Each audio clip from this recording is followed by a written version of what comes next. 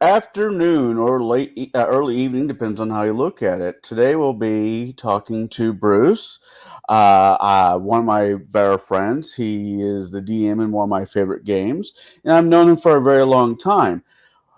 So, with that being said, I'm going to bring him in. Hello, how is the crew and how are you, Mr. Andrew Connell? I am all right. Watching Groundhog's Day before I started doing this with you, which is one of my favorite movies because That's a really good movie. I think so. I mean, that would be pure hell to be stuck in one day until you can get it right. But it's a pretty good movie. So the reason I wanted to ask you to come on the show is I don't know if very many people know this, but you are a vet. Man, I talk about it here and there. Most of my friends do know that about me, and I the reason why I made it down to Texas in 2011 was because I had already been here once. The weather was enough to where I didn't seem to have a drop in activity during winter where I'm from in Illinois. It seems like if we get one good snow, if we have one good dusting, we are shut down for days. And I lived on US 130 just north of 74 for a while. And I thought, well, I'm just 2 miles from the interstate. Surely if they could send a snowplow over here. And in the month of February 2011, I saw the outdoors 4 days that month. Mm. So I was really ready to leave. And it was really nothing against a lot of the people there that I knew personally, but the lack of jobs forced me to come back south. And I mean, I had a job at the time. I was working at Walmart. If you've You worked at know, Walmart, you know that's just over broke. is that really a job or servitude? I Nothing against Walmart. I did my job with a smile because I wasn't at least doing retail, punching up information on a computer or checking people out. I was a janitor, more of a janitor boss, and that didn't really work out well for Walmart because I would pick up some of the guys that had trouble getting in, and I made them upset. And I'm like, listen, you had me drop you off a few nights back, and when I was calling in for work today, they said to swing by your house if I knew where you lived because they didn't know what happened to you yesterday. And so that employee was like, listen, I had him drop me off like a couple days ago because it was really bad storming, but then I took yesterday off because of personal reasons. And today I'm lounging. I didn't realize you wanted me to come back to work today. I was still kind of not feeling well. But you send Bruce over to my house to stalk me professionally? And I'm like, really? Is this what it's come to?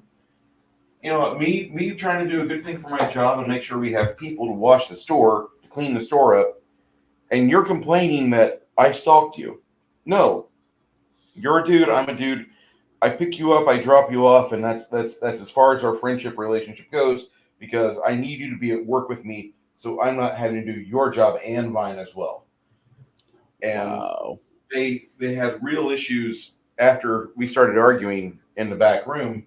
I said, "Listen, I was asked by a manager. Here's the individual's name, and they had real they're like, what? They told you to go pick him up? Yeah, yeah. They said go make sure he's in shape to go to work.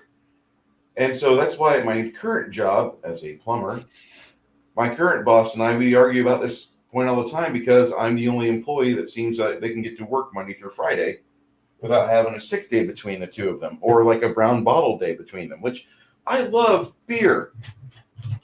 I love beer. That's a brown ale from Real Ale. Is that And a local brewery or is that yeah, a local brew national? house over in Blanco, Texas, just north of town here, about an hour and a half. Hmm. If I ever get the opportunity to move before the rest of Texas moves there, Blanco would be my place I'd pick because Blanco is on 290 and 281, which is the intersection between east west Austin and north south San Antonio. So you have a really good location set up. But the job I have has me in San Antonio. My wife has me in San Antonio. We're kind of like it here for the most part. and we have everything we need within a reasonable driving distance between 0 and 20 miles. That's What do fair. you want? What do you want? You want Italian food? You want Indian food? You want to go shopping for what item? Within 20 miles, I can get it.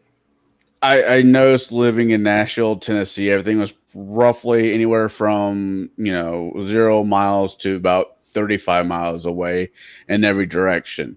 But Nashville is built on a great big circle on top of a circle on top of a circle. If you ever lived in Nashville, you understand. Yeah, yeah. Um, We have two consecutive loops around our city as well. We have the inner loop, we have the outer loop, and I love that style of city road design. So it made things a little bit easier getting into. So the reason I had you on today is you're a veteran, like I said, and these conversations are about RPGing with vets and vets who did RPGing while they were in the service, if not before, and how it helped them get back into the civilian world. I think you might have seen one of these videos by now, Bruce. I know you mentioned the one with me and Max and Derek. That So was a lot of fun to watch. I've got to admit. yeah, both of those guys are great. So you were raised down in Decatur, Illinois, if I'm correct. Yeah, for the most part, I was down in Decatur. It was not a wonderful community, but you got to learn a lot about living because you're typically on the middle of the spectrum between rich and poverty.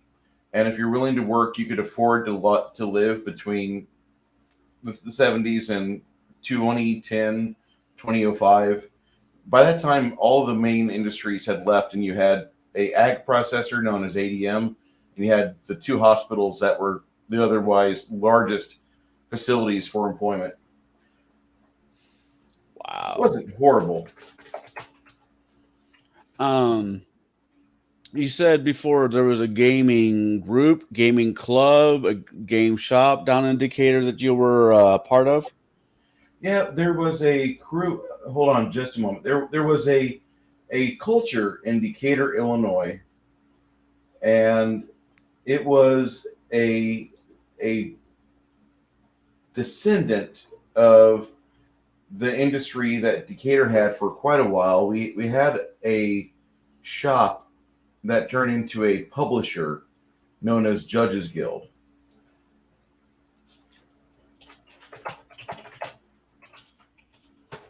I assure you, people, he's messing with paint. Hopefully, because that would make for an awkward conversation. Sorry about that. I'm just posting a link to your channel there on my YouTube because I'm like I probably should help out Andy a little bit here. Sorry about Yeah, I'm still new to this stuff.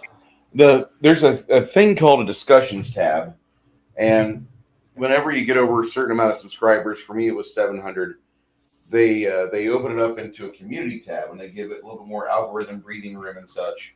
But I recommend before you do any job, before you do any video here, put it in your community tab or your discussions tab what you're doing, and try to get a dialogue going with everybody that does frequent your channel. That's fair. That is that. I'll keep that in mind. Thank you.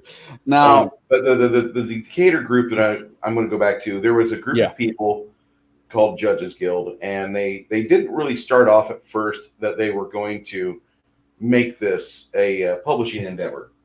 What they were first had was just a group of people that liked this new game that had came out, and you had Bob and you had a bunch of other Bloodsaws, and they were really getting into it. And then somebody made a module there.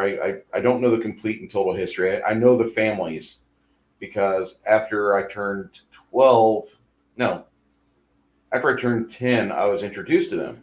And that was kind of my introduction to D&D, was meeting the people that had the first third party publisher for Dungeons and Dragons. And it goes so far as they had their address for their location in the first edition Dungeons and Dragons manual, the DMG. wow. So I mean, you have that, and that was the only time before third edition came out where TSR officially said, if you like this game and you want more stuff for it, check these guys out if you've already bought our other products.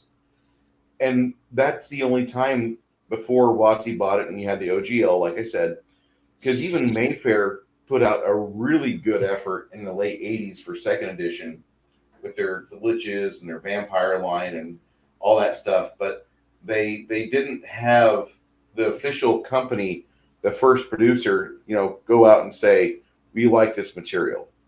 They would put it in Walden Books, they would have it available at the bookstores, but Mayfair didn't even have that much back scratching as much as what Judges Guild did. And Judges Guild had a lot of problems later on as their fame grew.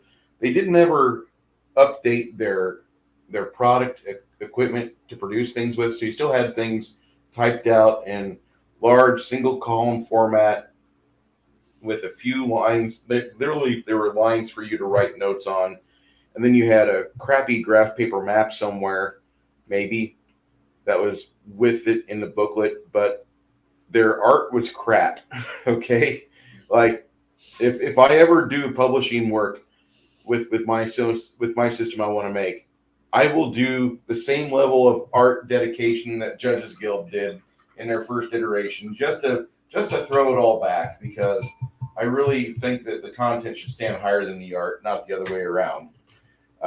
The art's nice, don't get me wrong, but I can do an image search on Google or Bing and I can get good artwork, but I'd rather have crappy artwork for a product and great content. That way you reference it and you have to go, you bookmark things. Anyway, Judges Guild had some problems later on in the late 80s, mainly with substance abuse, and things kind of went south, but that happens whenever you have a group of people that they get a large sum of money and they aren't told how to handle it. This is what happens with sports ball athletes and such. There's never a guy that comes out of the woodwork like, hey, kid, now that you're a multimillionaire, let me show you how to handle yourself. Right. And they never do that. They never send out the slick back guy to, show you how to handle things. And once you've made it big, now that you've made it big, you're never going to go to a store again because you're going to buy everything off the shelf. And we don't want you to do that. We need you to stay fungible and able to buy stuff and do things like provide for your family. So let's stay away from cocaine and heroin. Nobody does this. Nobody. The most you'll see that happen with is like church groups. Like somebody hits it big in a church environment, you'll see a bunch of them elders get together and try to now listen, we understand you're doing really well and we want you to continue your 10% tithe, but we don't want you to start getting involved with things that are going to ruin your family's business prospects. And you'll see that. That's about as far as you'll see it. But for sports ball, for pro athletes, for just regular schlups that don't have a good support system, you never see that. And fuck, I wish I would have had that happen to me when I got in the oil field, because I felt like a multimillionaire for the last 10 years until I stepped out of it in 19. And really, after this year started, once I started getting serious with my wife, I realized, okay, I need this much money. This is all we're making. Fuck. I better make this money stretch. I completely understand how that goes. There's just never enough. No, it isn't. Like today, I went out and I splurged a little bit. I bought a pair of pants. Oh wow, that's real splurging. I needed a pair of work pants because you have to step up. My current job being a trucker / plumber, I have to step up in the cab a lot, and tears the I'm only 5'6". Okay, semi trucks are not exactly. You don't have like the descending stairwell that goes down like a Learjet. Right. So you have to angle your knee up, and as soon as I was getting wet at work or getting sweaty, I have to start hiking my pant leg up over my knee so I can make sure that whenever I step up somewhere, I'm not ripping out the crotch. Yeah. So I have 3 or 4 blown out crotches on my pants. And once we get them back from the cleaners, I'll see if I've got some fabric that I can throw a patch job on. Because that's I would much rather preserve the gear I've got than have to go buy brand new gear. And that's something you never see with D&D. You never see people like, well, listen, you took 17 points of damage in that last adventure, but all your clothing's fine, and you don't have any. Yeah, no, I've always thought about that, but I'm like, if the DM's not pushing it, and even as a DM, I was like, is this just one more thing I should put my players through? Should I make my players go and buy new outfits? I think you should. You either have to spend gold to get a new outfit, or you're going to burn 2 days in front of a loom and get a thread and needle to fix your clothing, because that last goblin, you almost pulled a hernia getting them benched above your head, but then you ripped out your armpit. That's like got a gaping wide. Your working outfit. You've got a huge hole in your armpit because you ripped that seam out trying to put that goblin over your head and then impale him on a stalagmite. Yeah, yeah. Like I said, I thought about it. I've just never enforced it because I don't know any DMs that do. I mean, I've thought about doing it before, but I think there's a point where there's almost too much minutia. uh, And I know my games already have a lot of minutia. Tomorrow morning I'm going to do a stream. I've got to do 2 videos here in the next 24 hours. Then I'm going to be a guest on another guy's show in the afternoon, which is why I'm not with you and Shadow in the afternoons on Sunday usually. But the main thing I've got to do, I've got to get a second video for returning subscribers, and then I've got to get a video out. I've got to talk about the shit that happened this week. But that's more political than what I want to deal with in this conversation here. I appreciate it. I mean, it's not really political, but it's Uvalde. And if you know anything about what's going on in Uvalde in the last couple months, I feel like I should, but I don't. Not off the top of my head. I don't like cosplayers. Okay, I don't mind cosplay at a convention. Yeah, but I don't like cosplayers. And whenever I say cosplayers, whenever you see a woman that's really a man at a swimming event, I get kind of sad. I get where you're going. I get where you're going with that. All right. Dressed up as a cop, but he's getting all the other cops to run away from a single gunman, a 20 or 18-year-old kid with a fucking pair of rifles. And everybody else has rifles. All these other cops have rifles. We got a shield. Let's all run back and stack behind this structural cover. You know, not go in and take out that guy. I don't like cosplayers. I just fucking don't. You know, and I'm very fucking critical of Uvalde.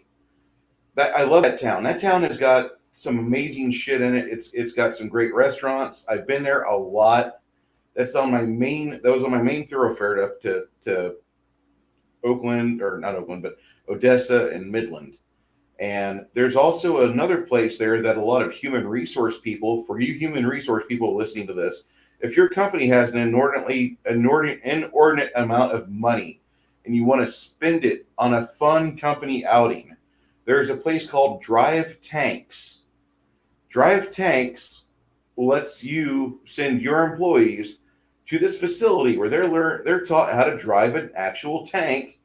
And they go and they do stuff like they bulldoze cars with tanks, or they run up and over vehicles. And they even get to fire the main gun and the auxiliary weapons on it. Like, there's no better team building of activity for your little hourly wage or management staff than for them to go to Drive Tanks. And this didn't mean to turn into a commercial for them, but Drive Tanks, you can go there and you do shit, and you learn to do shit as a team, which is something that's largely missing from most of corporate America nowadays. And Uvalde's, like, nobody recognizes Drive Tanks in Uvalde. Not a single report has mentioned this. It's my favorite fucking spot to take people when they were like, "Oh, you have a lot of money." We go. I went there with C&J Energy Services. I got to fire a fucking 50 cal mounted on a fucking M1 Abrams. I didn't get to fire the main battery because they didn't pay for me to fire the main battery. They paid for my boss to fire the main battery. But they wanted to see me on the 50 cal.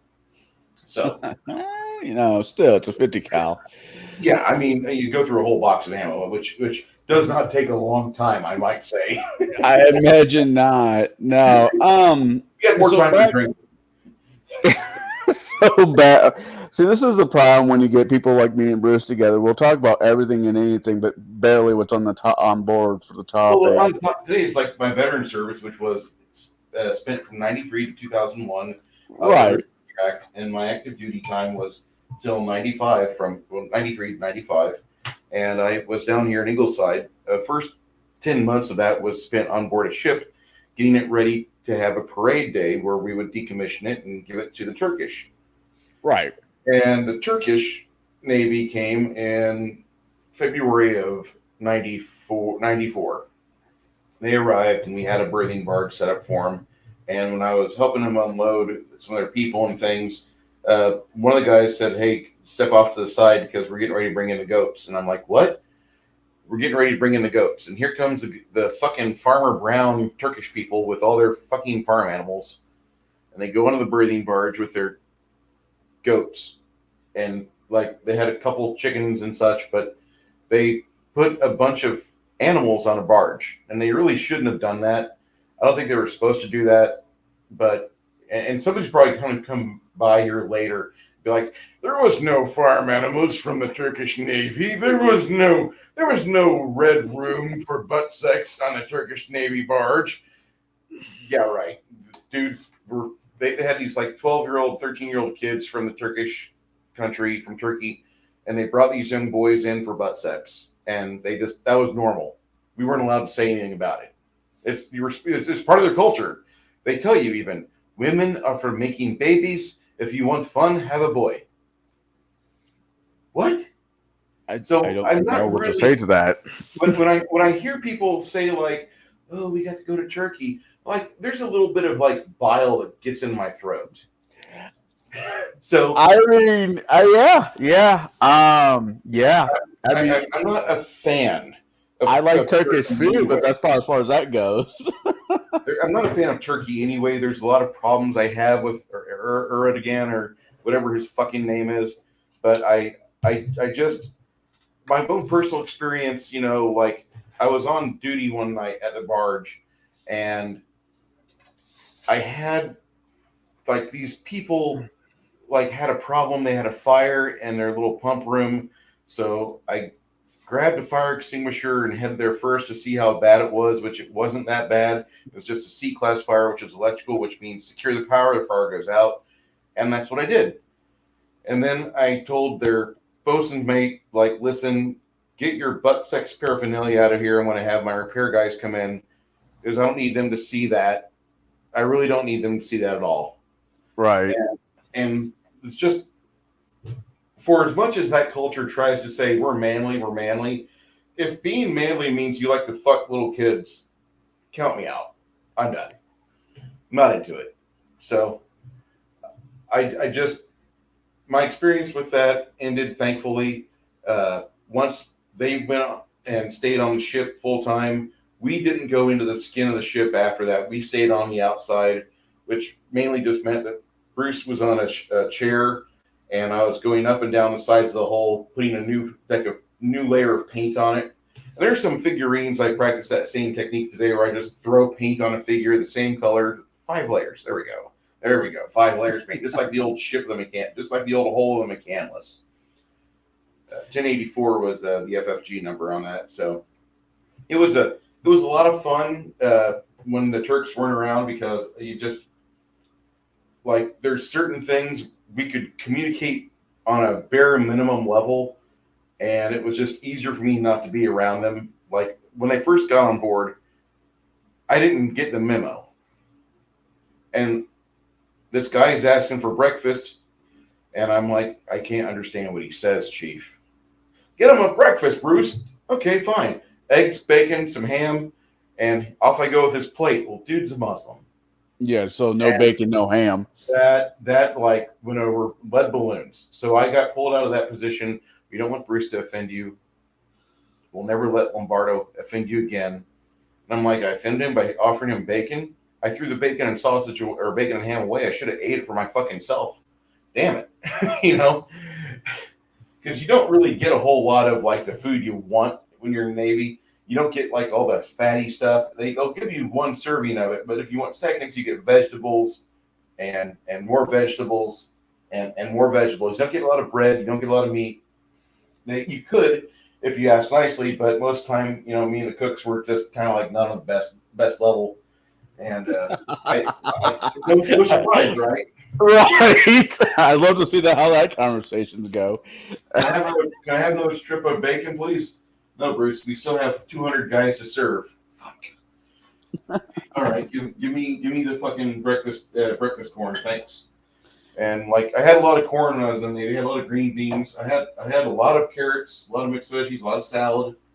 And then when I started doing cybergenics, and this is before that time, I did cybergenics when I was in the Navy, which was a muscle building program that if you were into muscle and fitness between 1990 and 1995, LNS Research used to have these ads in every muscle magazine. You could be big as fuck if you just follow our program. So I ordered the program, ordered like 3 cycles of the program. I went from 115 pounds out of boot camp to 140 pounds at a 28-inch waist. I had like this really out of proportion chest and shoulders. And then as I grew, my waistline finally caught up, and now it's overtaken the rest of it. But anyway, but I just have this picture of I did this really cool program, this workout, and for the longest time, one of the meal specialist chiefs, he made sure that I got all the protein I needed. I had an average of 6 to 8 eggs every breakfast. So like I was taken care of until he retired, and then it was down to 4 eggs a day for me. But we had like 200 people as part of our shutdown crew, and it was a lot of fun. We did a couple cruises with the Turkish. We showed them how to drive the ship and not run into a pier, and that's always that's important. really important. Say again. I'm like, that's always important. Yeah, and we did a lot of before they arrived in December of '93. We went down to Port Isabel, and there was apparently like 20 vets that were in that area that had retired, and they were mostly World War II vets. And so we had these elder statesmen come on board that were very bilingual and showed them a ship and had a big thank you ceremony for them for serving back in the day. And then the city of Port, or not city, but the town of Port Isabel gave us like 4 or 5 kegs of beer, and we enjoyed the next couple of days there. We sailed out of Port Isabel on a really good hangover, and then we went back to Ingleside, and Ingleside was where we stayed until the Turkish arrived. The Turkish came. We would go out to sea, and we were given areas that we were allowed to demolish with our 5-inch gun, and we obliterated targets, both real and imagined, thanks to our ops boss. And we were allowed a couple times to take out some oil derricks because the companies that owned them were like, "We'll get insurance money off of this," and you know that they I guess it was a scam, or I guess it was an arrangement, but there were some actual physical things that you were able to watch get just obliterated by a 5-inch gun, and it was kind of cool. But most of the time, whenever we would fire the gun, it would be in an area where there was no other obstructions, and we did that. And then finally, in May of '94, we decommissioned that ship, gave it to the Turkish, and then they kept it until the 2010s, and they hauled it off for scrap somewhere around that time frame. It was a pretty impressive ship, I might say, for being just a Knox class frigate. There was a lot you could do with that. I mean, you had one main firing mount. You had a harpoon launcher with eight capable missiles in the holster, and you had a few more in stowage. And then you had the Sea Whiz, which would take out any local target coming in close. So you got to learn about these things, and if you were willing to try to be a technician for any one of the pieces of equipment, the guys would happily show you how to do that job. And that was how I got my gunner's mate guns PARS signed off to E5, was being a gunner's mate in my auxiliary time while we were at sea. But we really didn't do a whole lot after April, but just be on site, paint the ship, and then May came around, like I said, and Turkish took it over. We had a real big parade celebration, which meant that we had a day where we all dressed up, and then after that, I went across the pier the next day to sign up for the USS Defender, which is what I was assigned to until my separation on active in, what was that, August of '95. And they flew me from Europe because we were in the middle of a cruise, but there was only like 1 or 2 more stops we were doing. And I'd already stayed 30 days in Spain, because one thing they do if you're a musclehead is a lot of times you make enemies in your division, you get a lot of heavy work. So my chief always had me lifting stuff heavy. He's like, "Oh, you think you're a muscle head? You're going to get to do lots of heavy lifting." And I ended up getting a hernia under his orders, so I got sent to Rhoda and got that fixed. Which now I guess there's a lawsuit that I could take up for medical reasons, but I haven't decided to do that because I'm not really in a lot of pain. They had a mesh installed in me, and that has, for the most part, been very successful. Right. So I'm pretty happy with that. You know, the guy that did the operation. I mean, I don't even know if he's still alive anymore. His last day of service was cutting me open and putting the mesh in me, and he's like, "It looks like everything's good. You take care of yourself and don't hurt yourself." And then off he went. He left. Peace, I'm out. Yeah, I'm out, fuckers. and I was there in Spain for another couple of weeks. I actually stayed in Spain for about a month total. And my ship pulls in, and they're like, "You want to come back on board?" And I'm like, "If the doc lets me." The doc's like, "You're still on light duty." Okay, whatever. So I showed some of the guys around town, which Spain is a beautiful place. I toured a lot of the countryside. I sold the betas and alpha set of magic cards that I had just to do some traveling while I was on convalescent leave. Yeah, and I mean it was a blast. So I got to see the country of Spain the way you should, which is from the highway, not from the seashore. I mean, I don't mind traveling by boat, but I like cars better. I don't know. It's just me. You once mentioned that you were a driver there for a while you were in the service. Yeah, they got me an international license for a little bit of time because they didn't know how long I was going to be stuck in Spain, and so against some people's better wishes, they gave me an international license because I was able to drive pretty fast and drive pretty well. I've just got to say that the German guy that was teaching me how to drive over in Spain, he's like upset as hell. He's like, you're not driving aggressively enough. When you drive here, you own your road. So you have a turn signal indicator, you kick it on, you let people know I'm coming into this lane, and then you get there. If they're not getting out of your way, you speed up and get over there, or you drop back and get over there. But you don't sit and dally where you're at. And he's like, if this was the Autobahn, I would be telling you this at 90 decibels because we wouldn't be able to hear the Volkswagen, or you wouldn't be able to hear me over the Volkswagen engine. I'm like, okay. And then he's like, what I need you to do, I need you to just own your road. You know, you need to own the road in front of you and behind you. I'm like, did you ever race for a living? I've been on Nürburgring over 4 times. Cool. He was actually like a Formula 1 or Formula 3 driver for a while. Right. Maybe had a really good guy set up in Rhoda, but they didn't know how long I was going to be there. So I did a little bit of my light limited duty was behind the wheel, which it's like nothing. It's like breathing for me. So right. I had a lot of fun with that, and got a chance to see Spain, got a chance to see lots of that country, got a chance to see Portugal, which if you ever get to go to Lisboa, I recommend. I would recommend. I would go again. I really like Lisbon. We call it Lisbon, they call it Lisboa. But I've got to say that when I was there, once I started getting in with people on the road to Spain, I noticed that there was a different mindset with the shore duty people than what we had on ship. The ship people, like, they treat you like shit until you're like E4, E5. The guys that were on shore duty were like, if you're E1, we're going to treat you like a king until you prove otherwise. And I just tried to keep my nose clean and did everything they said. And when I was on base, I was given pretty much the keys to the kingdom. And so, like, they got me an international driver's license, which expired 6 months later.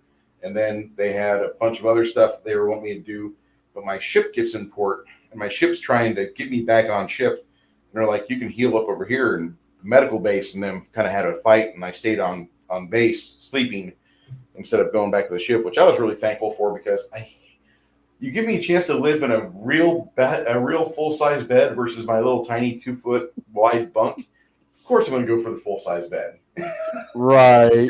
And it was kind of interesting, but we I worked on that ship during the day, but I wasn't able to do much because it lightened limited duty.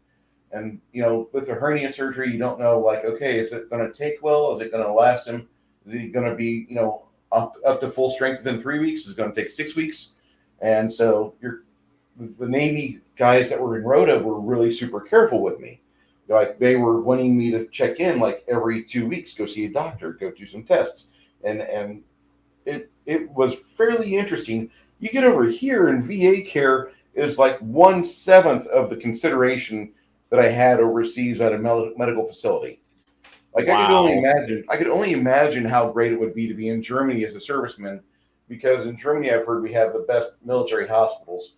Although that varies from service member to service member. You hear that from like the Navy guys; they talk about Rota, Spain's the best. But you hear from Army guys like, no, you got to go to Germany. If you have any problem whatsoever, go to the German hospitals, because those guys take good care of you. Wonder what the Not Marines have German to say. hospitals, but the ones on base. Right. But my final time in the Navy was spent active duty, was spent on light and limited duty, and then they finally released me just in time for me to get on a plane, fly back to Texas, and then get all my belongings and leave. And that was, we didn't know. We had an idea that I was going to be all right, and I was in fairly good shape at the time. Like I said, I tried to stay active as much as I could, and then I went reserve duty for a while, and that was kind of interesting because I could either go to Decatur and be at a old racquetball court where we had a naval operations, and it wasn't really naval operations. It was a lot of brown nosing and a lot of people begging, listen, I want my next duty station to not be a ship. I don't want to go on ship. And here I am walking around with all these other people, and they don't have anything on their ribbon board. Like when you're on working duty and you got your working whites or working blues on, you can see everybody's brag sheet on their chest. Right. And I was the only one that had more than 2 ribbons. I've been overseas. I've got a Battle E ribbon. I've got other things. My record, it wasn't that bad. Being on the Defender and on the McCandless, I had some really good accreditations. My chief hated me, and you could see that in his review of me. But the counter review by the lieutenants, our weapons officer, was fucking just stellar. Like the guy was like throwing me his younger sister to fuck, and it was different. But that's my record, so it was just interesting as hell. And we had. It was mainly when I learned in the military was that it's always political. No matter what, everything you do is a political action. Either it's going to be for the guy above you, or you're trying to take care of the people below you. And I noticed that people that were always trying to take care of the ones below them, they never really got good accreditations. They never really got the work that they should have gotten. They didn't get the same level of respect from the top down, because the top always wanted to be massaged. And instead, these guys are busy making their subordinates not comfortable, but being treated fairly. And there's a base not too far from here where they don't have that mentality reigning supreme. That's Fort Hood. And anybody that's Army will tell you nightmare stories about Fort Hood. Sorry about that. They tell you nightmare stories about Fort Hood and how bad this location is, and it's never going to get fixed there because the people that are in charge, they rotate out all the time. Yeah, but they've got this culture that's been there for 30 years where they ruin your people, ruin them, throw them against the wall as hard as you can, or make things get really rough. And then worse yet, in Fort Hood you have recruitment. The Army has really soured. And so they're going to alleviate standards, and now you have a lot of military gang members that are serving at Fort Hood. Whereas when I was in the Navy back just 30 years ago, we had a different mindset, and they didn't try to kiss your ass. I mean, the only thing they didn't do when I was in boot camp was break your nose, but they would do everything else to you. They would cycle the shit out of you. They'd force you to do push-ups until you were literally vomiting, or your body was incapable of pushing itself off the ground to stand up at attention and be a good sailor. Wow. But yeah, I mean, I my record for one day push-ups is 533. Damn. I know my record. If I had a number like that, I'd remember it too. How many push-ups could? Well, at one point I could do X. But yeah, I was no. good at the time. I was doing 70 per repetition, but after like 3 sets of 70, rapidly would drop. I might do 20 per set after that. I might do 10. It's a struggle to do 5. But they just changed the Navy when I had gotten in, and they'd taken away the ability for the other enlisted personnel to beat the hell out of you because you're a horrible sailor. And so they've got this new mindset that took over the Navy, and I was one of the products of that new mindset, and it didn't really hurt me so much. But you have the rest of the services which were going through that same thing, and we also just had like the worst human resources problem get to light, where we had the tailhook scandal.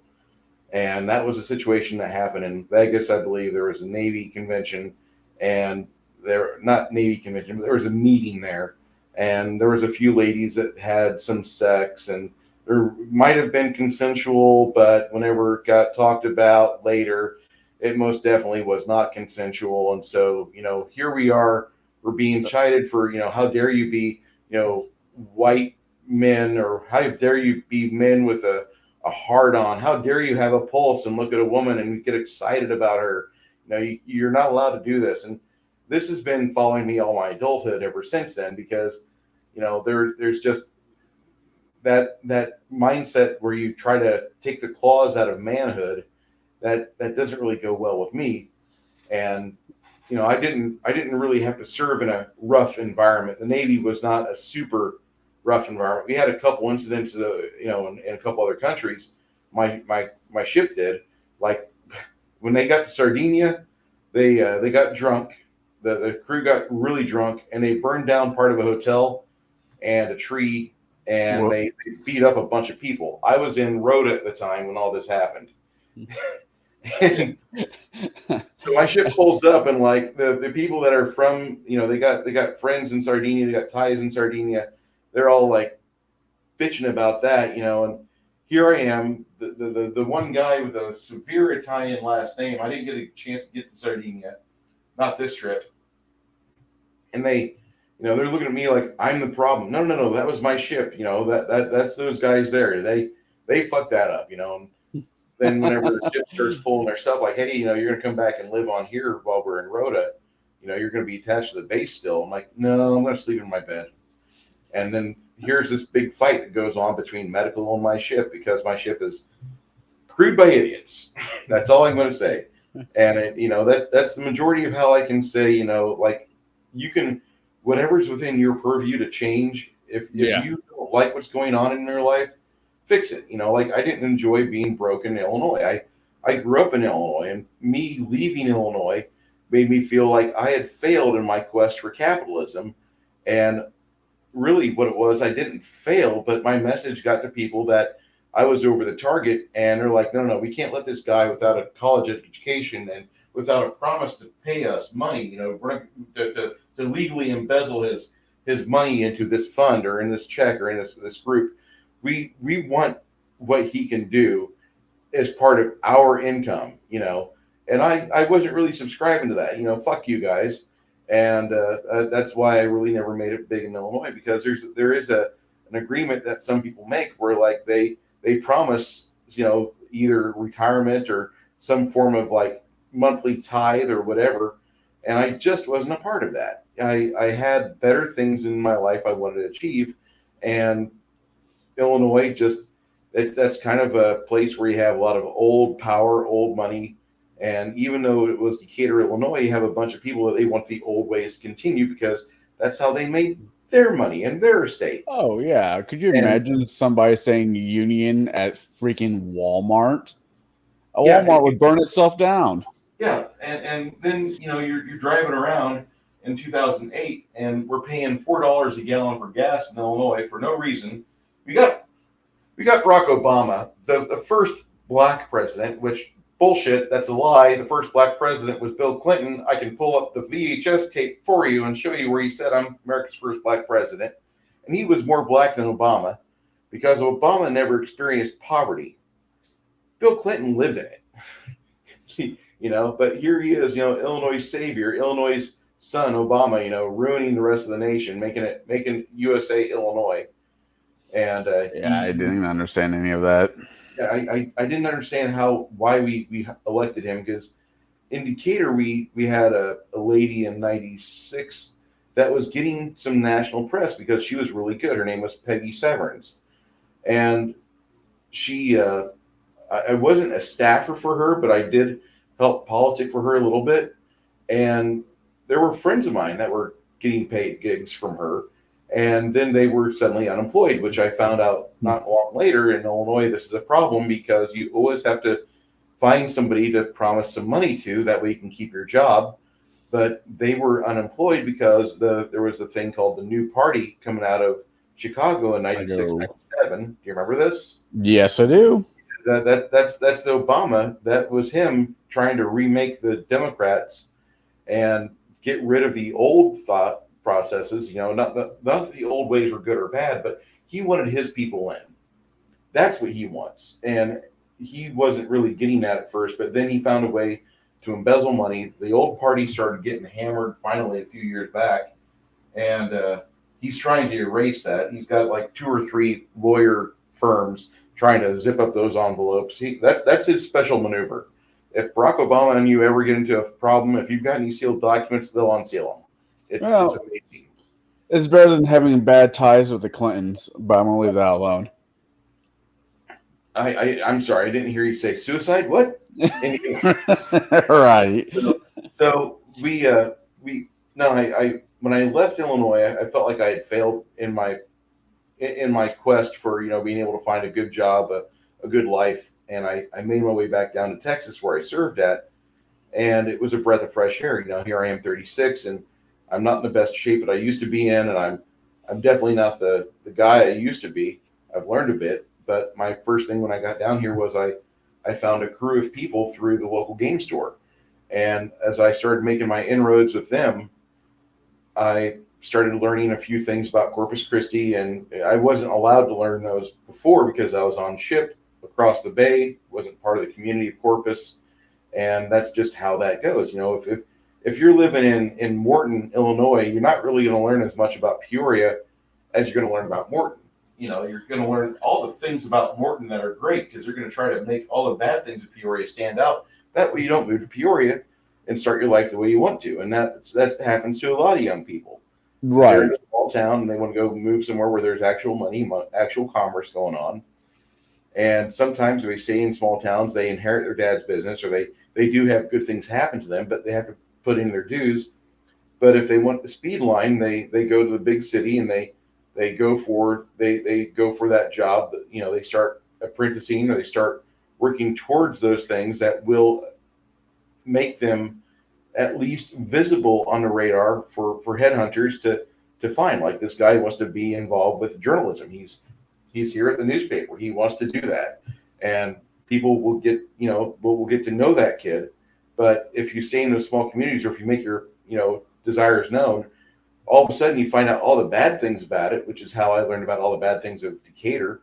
Was by hanging out with people in Niantic and Harristown and other places. Even though the people I kept as company in my teen years were really not moral people. If you go to the history of the Bledsoe family, not too long ago, the son of the grandson made a really bad comment on the web about Semitism, and there's like a bunch of people that have just pledged never to help out that family, that company of theirs ever again. Yeah, you gotta be careful with stuff like that, especially when there's money or any kind of financial growth involved. What you say and how you say it can kill a business, even if it's meant lighthearted. It wasn't meant lighthearted. The guy, there was malice behind his words, and that's the problem that that family has. Nobody, like I said, nobody got behind the Bledsoe family when they first hit it big and said, "Hey, listen, here's how you need to conduct yourself." Right. Nobody got behind the Bledsoe family and said, "Hey, listen, you need to keep your son away from newspapers and journalists because he has a big mouth and he likes to talk, and people like to document things that are stupid. Your son will be well documented if he gets in front of people." And now, the Bledsoe family's paying for that. There's the entire community of people that they were wanting to advertise to and sell products to that's willing to turn their back on them, and they're going to have a long memory. There's still a group of people out there that don't like Gary Gygax because of what happened with him and Dave Arneson. I don't care which side of that is correct or not, but I'm just saying that there's a group of people out there that they will do everything they can not to help the Gygax Foundation, even though Gary's been dead for over 10 years. And he did make this hobby. He built this bridge we're standing on. And nobody wants to really say that. There's too many people that are still willing to poo-poo his name. Oh, well, his son Ernie is hanging out with the new TSR crowd, and they're making bad words on the internet, or they're making bad press on the internet. What would Gary think? Well, Gary'd be the same way. Gary'd be snorting his cocaine right next to him. And they just say all this shit instead of being happy that, well, I'm really happy we can play Dungeons and Dragons, one of the 5 or 7 editions of D&D that's been made since 1974, instead of us being stuck with Sorry or Monopoly on a Sunday afternoon. Oh, yeah.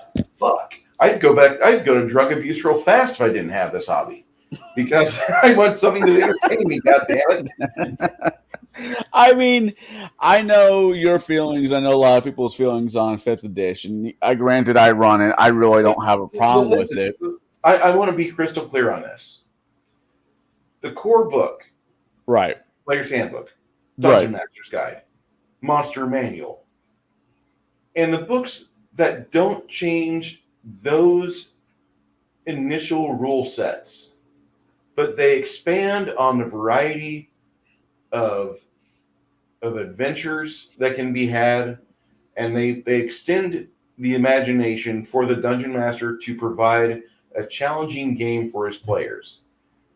Right. That if that 3-book set is worth a shit, if those 3 books are good, then that system deserves to be played.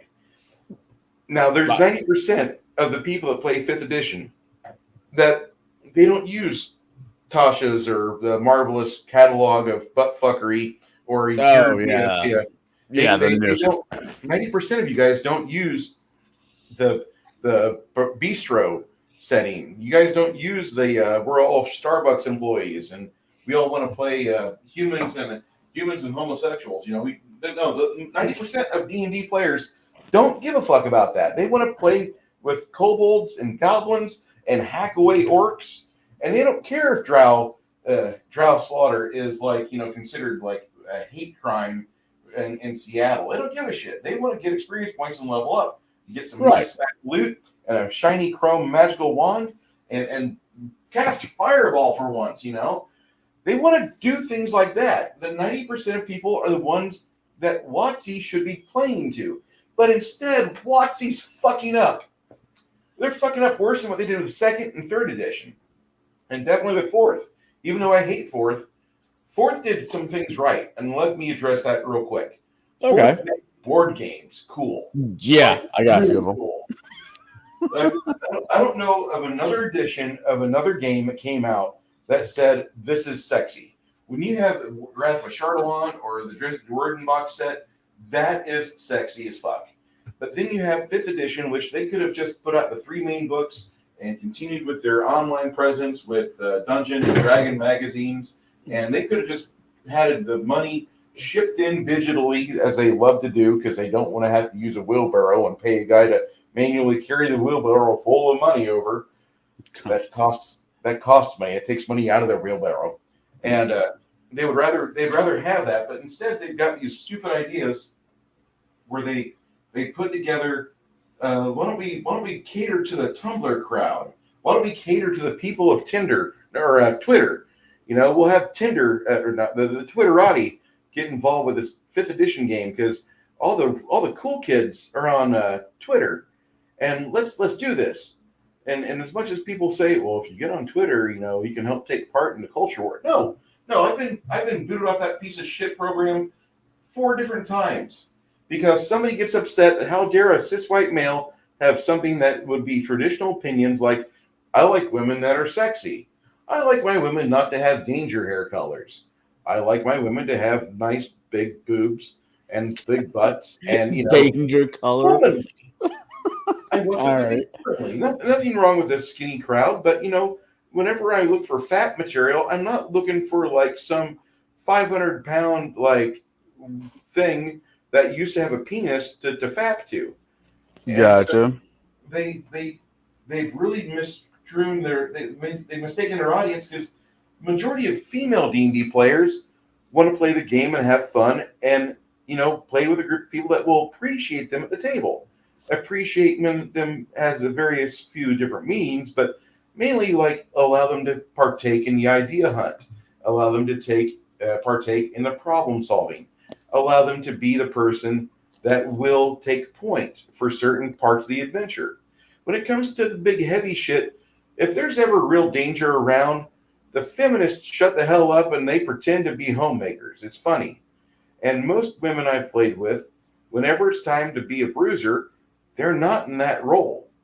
They don't say, I'm going to go beat the shit out of this guy. Most of them, even if they take the fighter class, if there's another person with a decent martial ability, like, all right, monk, you can beat up this guy here. And the guy's like an ogre.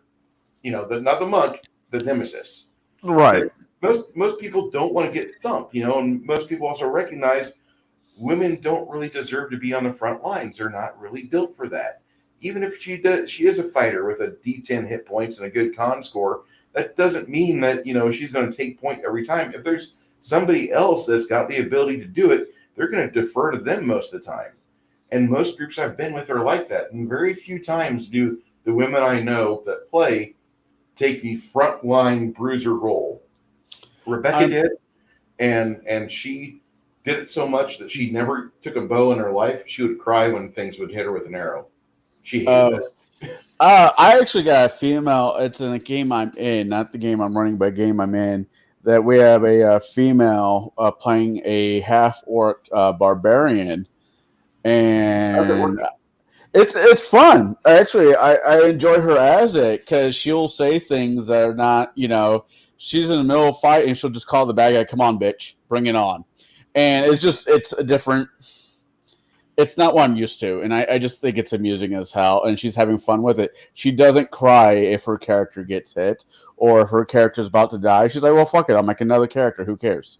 Yeah, No, and that was kind of what Rebecca did at the table too. She really didn't mind getting her ass whooped in physical melee, but if something was using like tactics or non frontline mentality, she yeah, got upset real fast. And I always kind of got upset with her because I'm like, you're not supposed to cry. You're supposed to beat the shit out of it. Can't you like do something different, like disarm it, or try to do these other things? And she never did. But she also like we we didn't gel well as player and DM well. There was an intermediary yeah. between us, and that was Garrett. Garrett did a really good job of trying to smooth over things, but eventually, what happened was she quit the campaign, and that does happen. But there was a lot of other things going on in play too, and I really liked her as a player as long as she was willing to listen and be open to ideas. But there were some times where she wasn't in the mood to do that. She just wanted to roll dice and kill things. And there were sometimes I was willing to facilitate that as a DM. There was other times where, like, no, you have these other 6 items we have to do first. The camp, you can do that later if you guys get that far. I need you to get through this current event right now. And she would be quiet after that. My ideal female player would be like Michelle Rodriguez in the movie Girl Fight. I don't know if you've ever seen No, she it. played a female boxer, right? Yep. Yeah, I've seen it. Yeah. Yeah, yeah, I've That seen it. if I had my choice, like if I could just say dear baby Jesus, the type of female player I want in my game, if she's going to be front line, I need her to be Michelle Rodriguez from Girl Fight. Thank you, baby Jesus. And that would be that there we go. We just emailed that to heaven. And so I really like I want a player that if they're Yeah. going to be female, and they're going to take a front row position, they do that. We had Kat in a game about a month ago, and she was fantastic in the play, and she played a wizard. that Oh you're yeah. allowed guile and illusion. And she had some amazing ideas. She did some really good stuff, and she opened my eyes to a new class or an old class that had been just ported to Pathfinder, and that totally changed my outlook on a lot of caster types because I'm looking at older stuff, not Paizo stuff, mind you, because Paizo's shot their shot, and now they're like, buy my new game, my new game is here. And you got Blaine over there. Blaine is screeching about like, hey, Pathfinder 2 is, took away all the problems from Pathfinder 1. And I'm like, I don't see the problems. You also got like DM Fritz, who's really big into second edition too. So I don't know. And that's great. That's good for those tables. But I wasn't ready, and I'm still not ready to get rid of my current edition to make room for the new stuff. Right.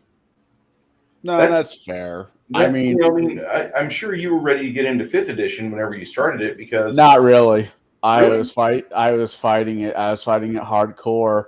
But it came down to the decisions: either I go home and don't do anything on my Saturday or Friday nights or whenever I'm having game, or I just deal with it and learn a new system. Because I'm Pathfinder. I mean, I really enjoy Pathfinder outside the world that they built. You get good DM that could throw together a world, a homebrew world, and tell a great story. It's a great system. But no, I was not thrilled with 5e.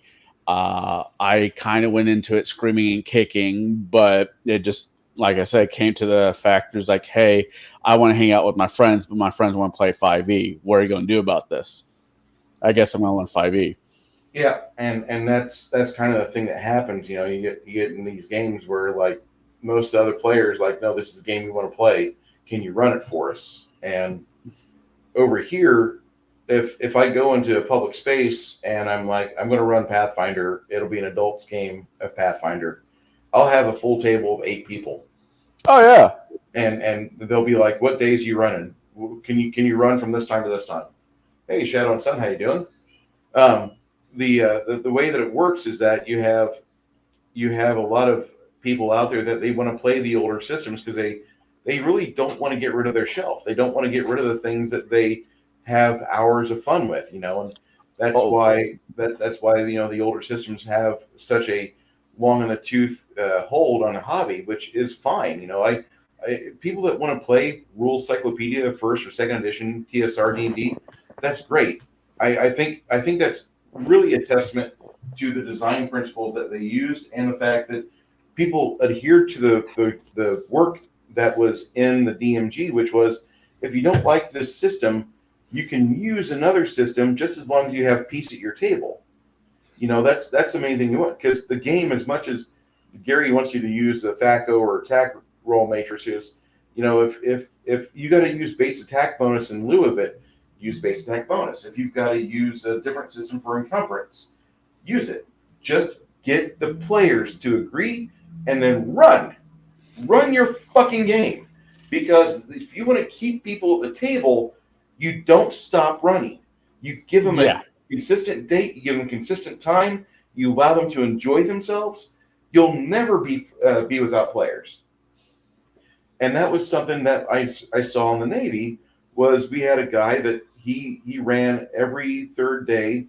He would run on the Defender, and there was like 10 of us that were in that campaign, and we enjoyed the shit out of it. It was a lot of fun. It was a blast. And could you imagine playing every third day? That was like the hardest part about leaving the Defender is I'm leaving Kazmaire's game. Fuck. Yeah, no. Or when your DM not only moves, but he moves states. Not one state away, but multiple states away.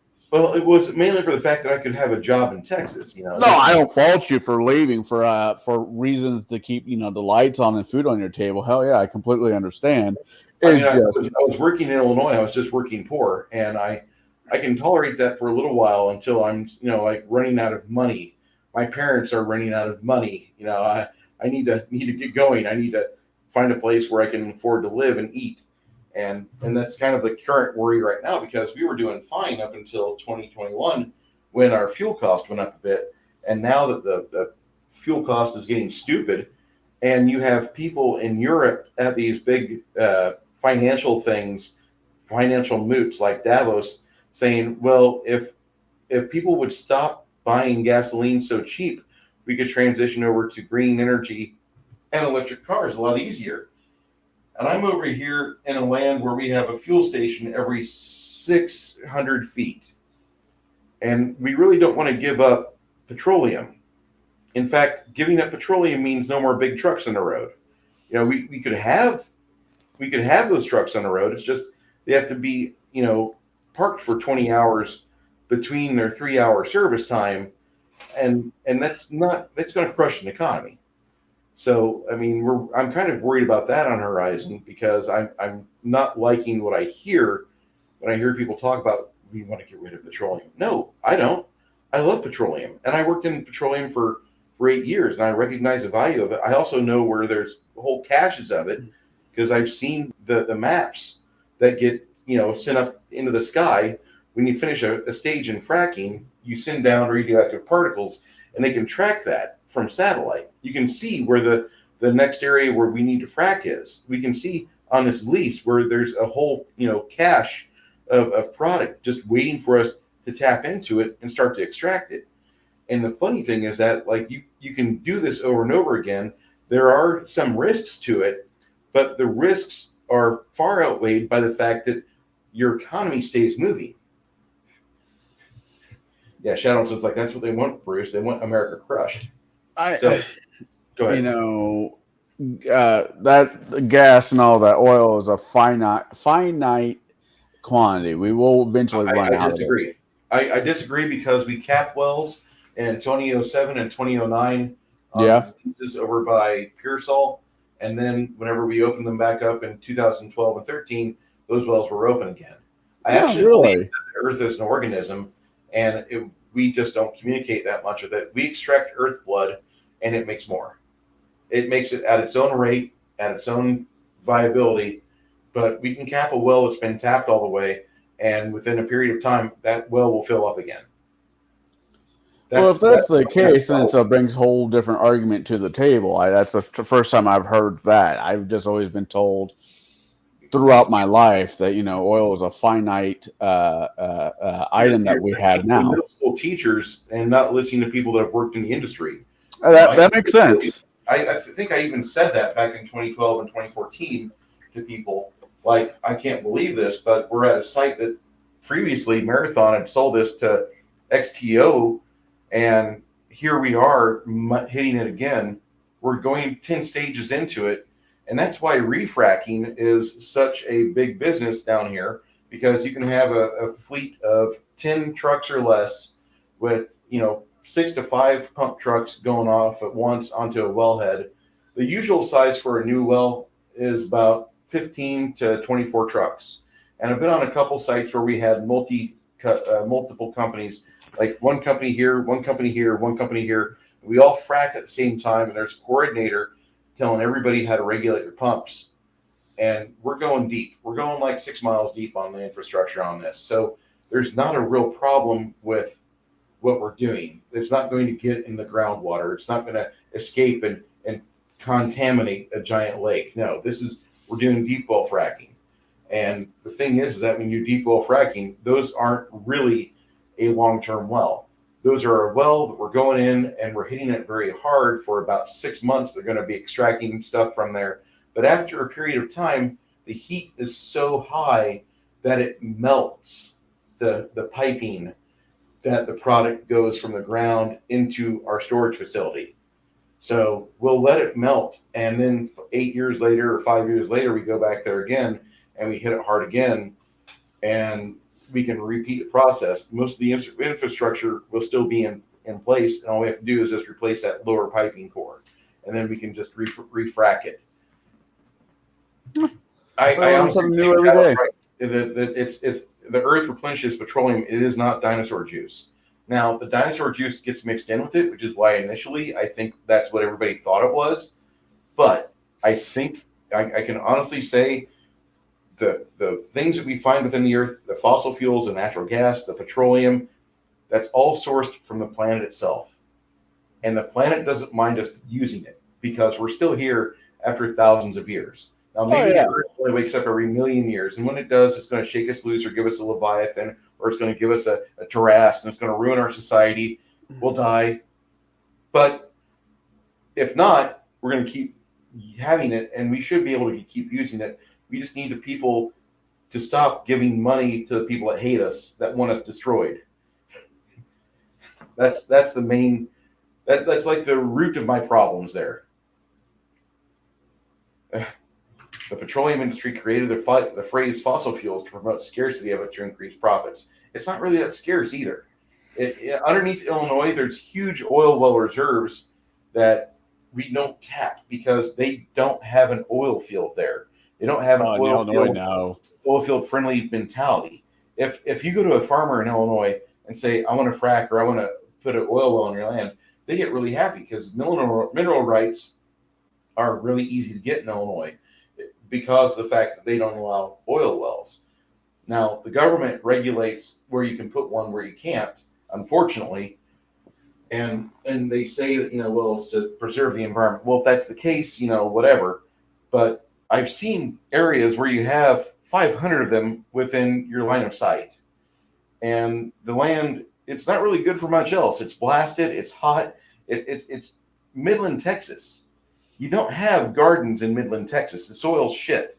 I want to say maybe the oil that's been there for so many years has kind of ruined the soil, and we're doing our job by removing it. We're doing our job by taking it out of the area. And it wouldn't take that long. It'd take you about a generation to start putting in compost and putting in gardens to where you actually would have viable farmland. Now, how well that gets treated afterwards, I don't know. But Midland is a great environment for petroleum. And when we have a strong oil industry, you wouldn't understand how much money goes through that area. I lived there for about 3 years. I've heard, what was it? Detroit. Detroit's basically a failed city. It crashed, 4 or 5 years ago and hasn't really bounced back at all. It's been dead for longer than that, but okay. Oh, maybe 10. Within our lifetime, it went downhill hard. Yeah.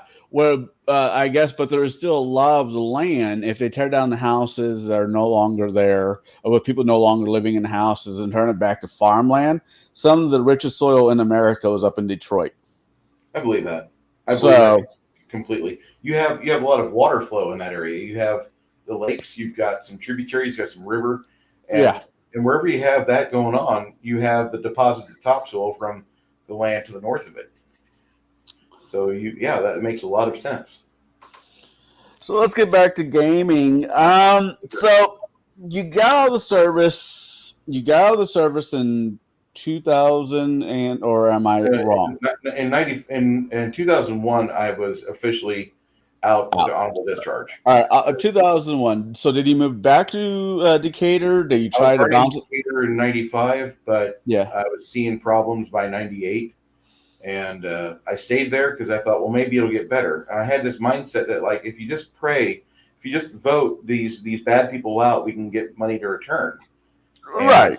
I was told this fallacy that, like, well, things will get better here. Just stick around. And the people that are telling me that are the ones that are making money on rent. They're the ones making money on, they got multiple businesses, but there really wasn't much opportunity, and everything seems to be shutting down in Decatur. And then after about 2001, 2002, I started working in Springfield as a bug tech for Terminix. And that's a job. That was a fun job. I was traveling from Springfield, Illinois, down to the almost Kentucky area. Robinson and Palestine, Illinois were my main go-to areas. And that was fun because I got to see a lot of Illinois by the roadside on that. And I discovered that I was really good at driving, at least mostly good. There was one time where I hit a dog. There was another time where I killed 5 deer with my Terminix truck. See, deer's a whole different. You hit a dog. My response is, "Oh, poor dog." You hit a deer here. No, I'm like, oh, son of a bitch. Fuck you, Bambi. Yeah, and they want to introduce elk to Illinois. So yeah, I don't tell you. I hate deer. I think there's a cartel, and you can boot me off for being a conspiracy theorist, but the insurance companies pay a lot of money to state police organizations and give free bags of money to state police organizations, so they are allowed to practice their work, and they're greasing the wheels, and the state police get nice equipment. They get radar detectors and scramblers and shit, and then you kind of force the state to have an overpopulation of deer, because nobody can hunt deer unless you have a permit. They only let you have 1 or 2 permits a year. Deer will fuck a lot in those times. They will make more deer, whether or not you want them rampaging around in the wilderness. The deer are wanting to make more of themselves, and they do. And then you have guys like me. I killed 5 of them within a year and a half working at Terminix, and that was really good for the anti-deer populators like myself. But the insurance company kept giving my company more and more higher rates, so that had to go away. I was following behind my uncle one of the last times I drove for Terminix, and he was driving along, and I was driving along by, I want to say, Moonshine, Illinois, which is population 0. It's a general store that is its own township. And we're driving by Moonshine, and he scares a deer out of the ditch, and I hit it. And so we document everything, and our rates go up, and then I get let go. And that kind of told me that, the state basically is okay with an overpopulation of stupid deer, and, you just got to suck it up, you little pay pig. And I really don't like that. I'm not a fan.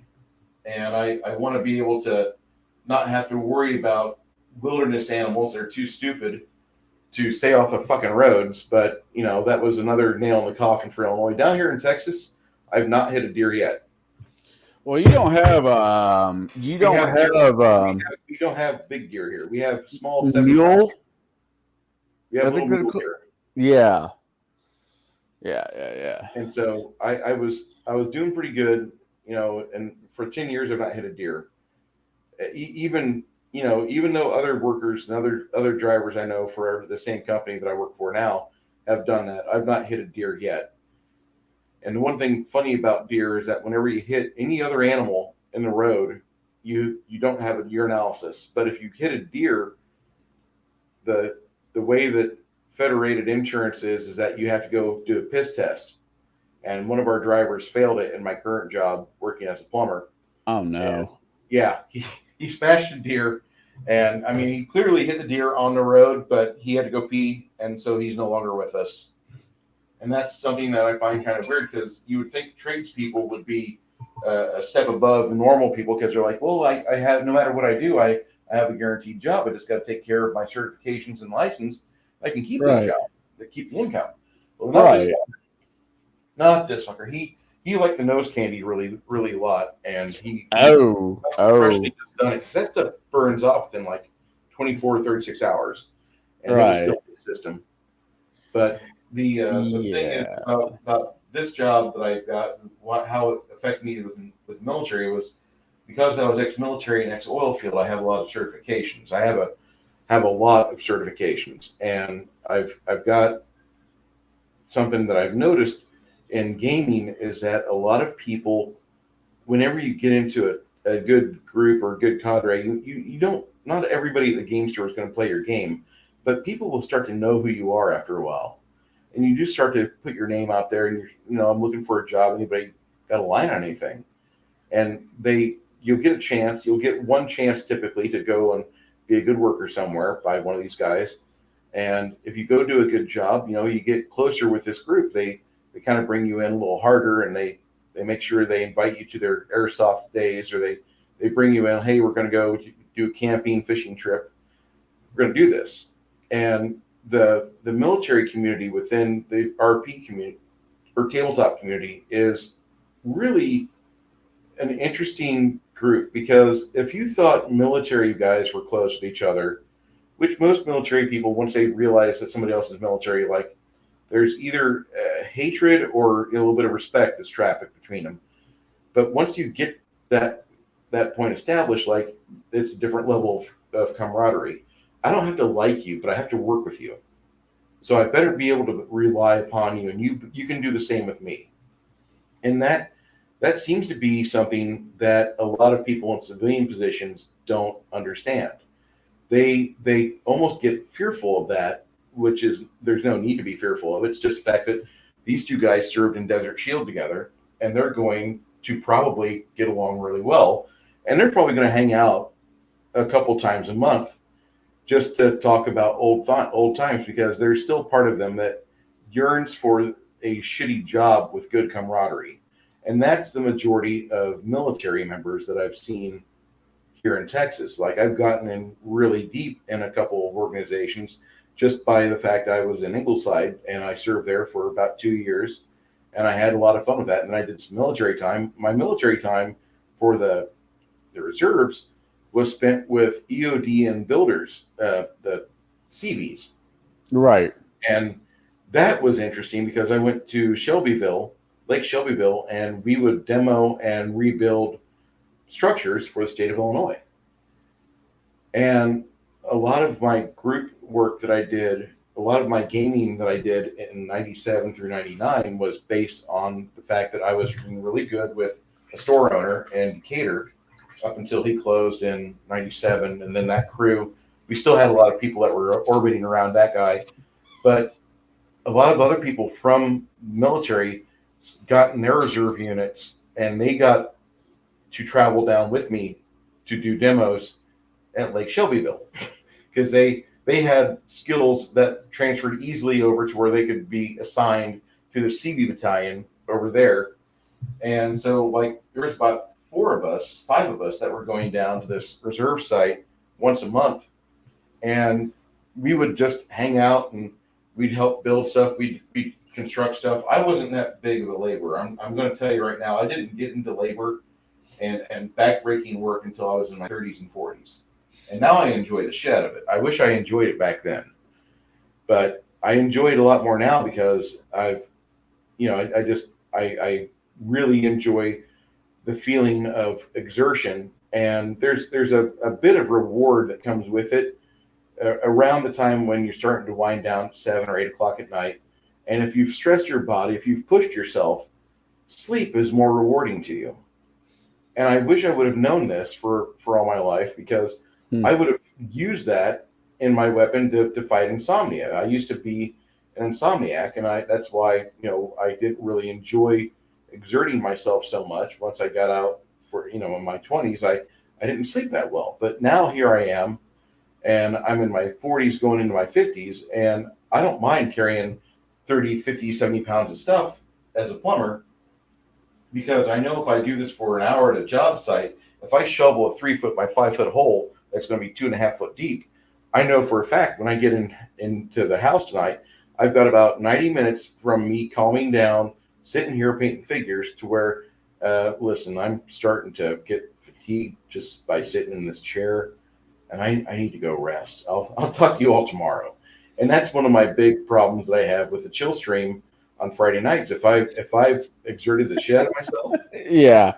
if I've exerted myself, man, I'm gonna have a limited timer here. But you guys have fun without me, please, because I know sleep is coming, and my wife hates it because she's like, I hate you. You can lay down. You won't even be laying down. You'll be in your chair or laying on the floor in your hobby room, snoring. She fights her body to get to sleep because she's like, I've got pains, I've got aches. I'm like, I don't get it. You change tires at your job. You have 70 pounds of rubber. I don't know why your body won't let you do this. You should be a shoe-in for sleeper. You should be just ready to go to get some sleep. But now that you're laying down, yeah, I know, Shadow and Sun. But now that she's laying down, now all of her nerves are going to fire off. So she's like got restless leg syndrome, which I make fun of that every once in a while. And by the way, if I had a comfy couch, I'd be sleeping on that some nights. But she hates the fact that I can sleep well, and I love it. I love the fact that like I go to work really hard, and I come home, I play a little bit, and then afterwards it's time for me to rest.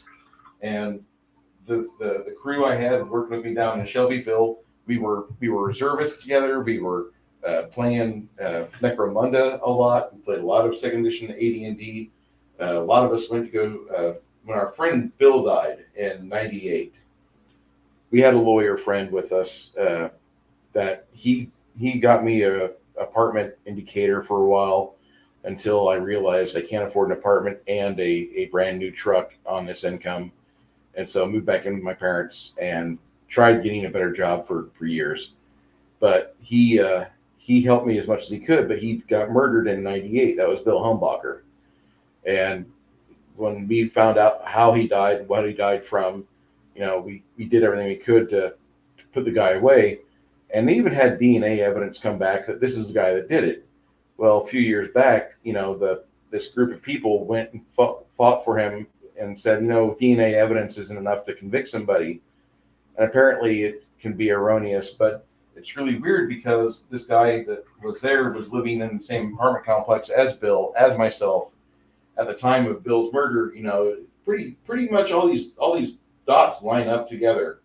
But apparently they released this guy under the auspice that, oh no, we fucked up. We were trusting the DNA evidence, but we all had a real issue with this guy being released from prison because we're less one really good player. Whenever I talk about Bilius Maximus, Republican War Wizard, that's my friend Bill Humbacher's old wizard character, and we always had Republican War Wizard. Republican War Wizard at Law. My name is Bilius Maximus. Buy my magic cards. And he's got like this the Music Man type of what's that fucker's name? Hold on. Give me a search bar.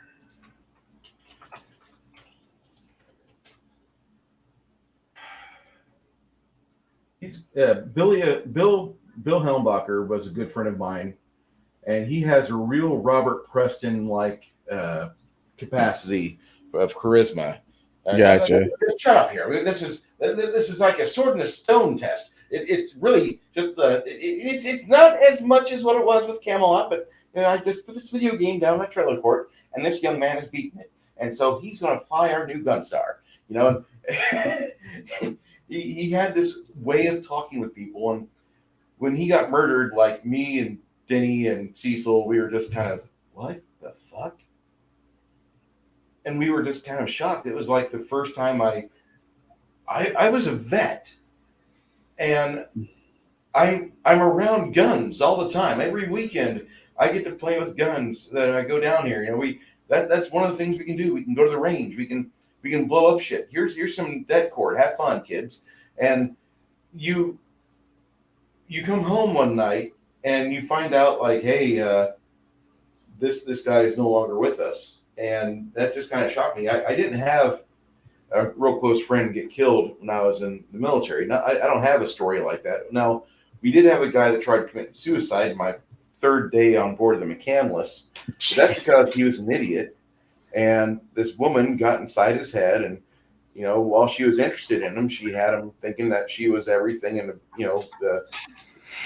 he fell for it. He thought like, oh yeah, I like this girl, and then she dumps him for another dude, and he's like, well, I'm a gunner's mate, so let me put this 45 ACP to my forehead and ever so gently squeeze the trigger, and he tries committing suicide.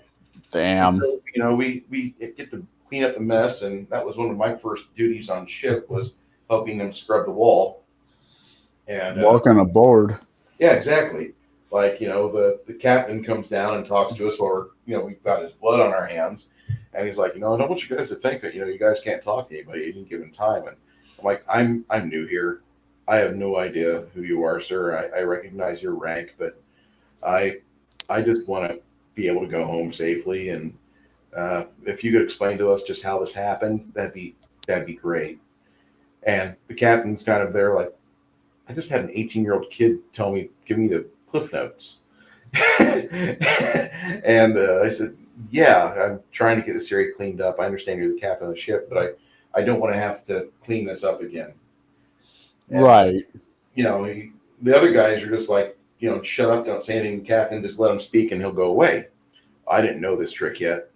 So the captain's there with us for about 6 hours talking with us about things till about 2 a.m, about how people are supposed to get along together in the military and what military service means and how you're supposed to treat your fellow sailors. And we got this huge sermon, and the wall looked great afterwards. I will say that. Like that wall really looked like it was fresh off the shipyard by the time we were done with it, because we had given it so much love. But we were forced to do that because the captain's right fucking there. And we're doing all this, and finally, about maybe 7 months later, right before we send the ship off to the Turkish Navy, they tell us, "Hey, listen, you remember your buddy that tried painting the walls red? Yeah, you were there. You're the one that fucking caused us to stay there with the captain because you opened your fucking mouth. I'm sorry, I didn't realize it. I was 18 and stupid. I'm still stupid. I'm just 19 now." Well, yeah. Well, that shipmate, he's going to come out okay. He's got a little bit of mild brain damage, but he's going to live a full life. And then, like, my third year, when I was like 24, I find out that guy committed suicide again, or actually tried committing suicide again, but this time he succeeded. And he was a nice guy, but he let people get into his head too easy. And that was something that I learned, no matter what happens, no matter what goes on, you never let a woman especially control your thoughts to where, like, you got to give her your money, your check, all your love, submit your will to her, give her everything. And, okay, this is a good lesson. And I was appreciative of that. You're in your 30s. I'm in my 40s.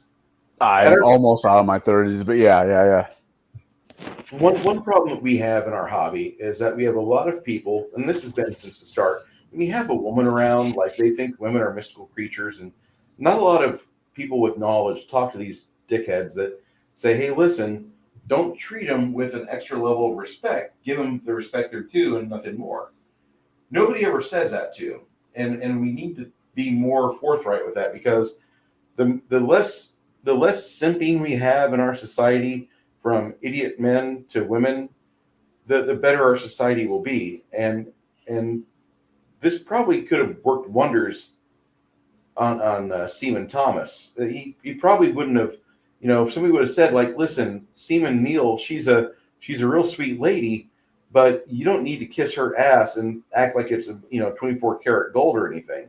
Just treat her like a person and recognize that she fucks up just as much as you fuck up." But instead, you put her on a pedestal, and now, you're going to have this story that you have to tell every time that you got a friend that's fallen in love, fallen all over himself, trying to impress a young lady or an older lady. And older ladies are cool. Younger ones suck, though, because the moment you give them, like, here's some attention. Your daddy never gave it to you, but I'm willing to give it to you. And this is why influencers are a thing. Instead of, not giving them attention at all and just be like, "Can you earn it? Can you do something worthwhile, worth a fuck? Whatever it is, just do it well." But instead, we have too many guys who are out there willing to give away their entire paycheck to women. And this is a problem in the military, especially when you have a strip joint real close to your base. You must have been stationed at Fort Campbell in 10-0C, because holy crap. Shadow and Sun hits on a really good point. Can you? Which one? This last one at 543. Yeah. Right there, the shittier you treat a woman, the more they like you. If we need to keep that at the forefront of our minds. A woman's brain is really just like a damage control center, and if you keep having an area that gets damaged, they get this really weird mindset about it. But that right there is that is some good advice for life. I wouldn't recommend people treat women like shit, but I would recommend that you don't kiss their ass. And the ass kissing part.